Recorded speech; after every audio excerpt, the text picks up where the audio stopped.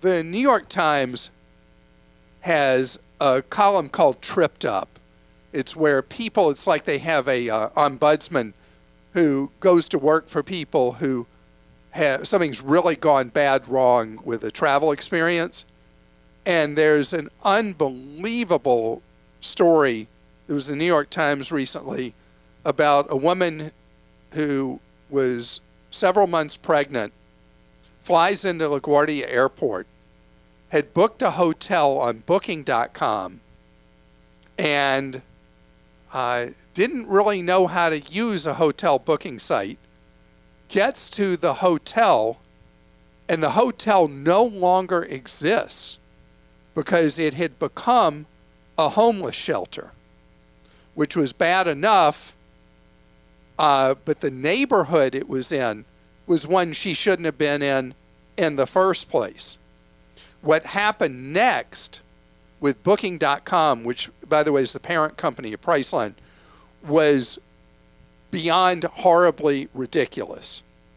Customer no service, blew her off, left her stranded in this bad neighborhood. She took an Uber back to LaGuardia Airport because she didn't know where to go. She didn't know the area. So she took an Uber back to the airport.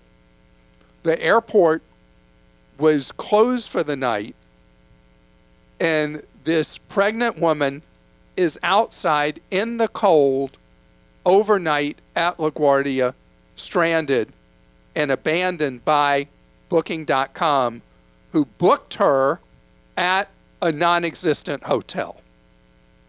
The thing that's unreal as you go through the story is not only how bad Booking handled it with her, but how defiant they were with the consumer advocate at the New York Times. To say that they were uncaring, unfeeling, and just mean-spirited doesn't even summarize properly all the things that Booking did or didn't do. And the comments from them to the reporter were infuriating at Booking. So I want to talk about not 10 more times bashing Booking.com for their horrible, horrible customer no service. What I want to do instead is talk about the third-party booking sites. So it's the thing now that there are a lot of third-party booking sites that are really sketch. Booking.com, by the way, is a mainstream, respected booking site. But what you'll find now when you search, there are a lot of websites that you can search for hotels, and then they'll list these prices, and you'll click, and you're taken to some UFO booking site. And the problems that people are having with these UFO booking sites are legendary and not in a good way. Because people will end up at a property and they've already prepaid for a room to whatever sketch hotel site they booked at, and the hotel's never heard of them, has no reservation for them, and their money's gone. And this is an increasing problem. When you do book at a third-party site that is a known and recognized one, you got to learn how the game is played. So many of the reviews, if you're going by the star level or circles or whatever, you look on TripAdvisor and something will show star level of this, and the circles, they do 1 to 5 circles, and something's rated 4.5 circles. You're like, oh man, this place must be great. What you don't know is that so many of the reviews, just like has happened with Yelp, with restaurants and all that, so many of the reviews are bogus. You can go online as a hotel operator and you can hire a company or service to write so many fake reviews for you. You can say, well, we'd like to order 500 fake reviews. We'd like to order 200 or 1,000 or whatever. And so a hotel that might be one that people have despised, suddenly it looks, their reputation's been completely washed clean, and suddenly the hotel looks fantastic. Well, the thing is, if instead of looking at the star level or review level or whatever, you read the reviews, which I do every time, you'll spot the fakes so fast.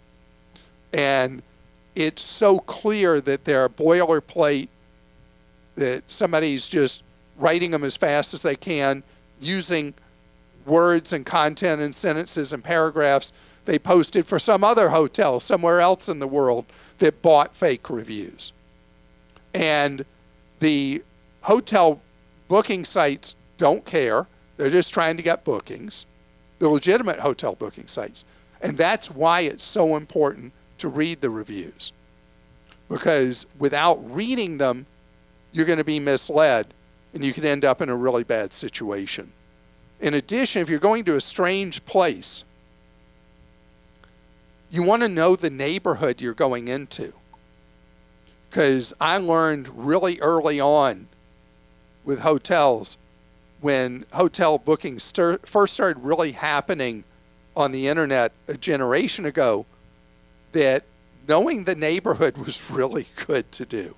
So if you're going to unfamiliar territory, reviewing the area you're going into, or you can just look online, you can put in a neighborhood name or an area and say, put in that street, if it's a main road, and say crime. Put in the name of the street and crime. And then all these stories will pop up, and you'll know whether it's an area that has a big-time crime problem or not. And just being safe. I feel so bad for this woman who ended up in this situation. And her name's Anna. And I hope that, Anna, everything's good in your life now. But what a nightmare for her. And just be careful out there. The New York Times reporter said, you know, the only answer is book only at the hotel's own reservation site. You know, if you're booking a Marriott property, you book Marriott. You book in Hilton, book in an IHG brand, you book at their websites.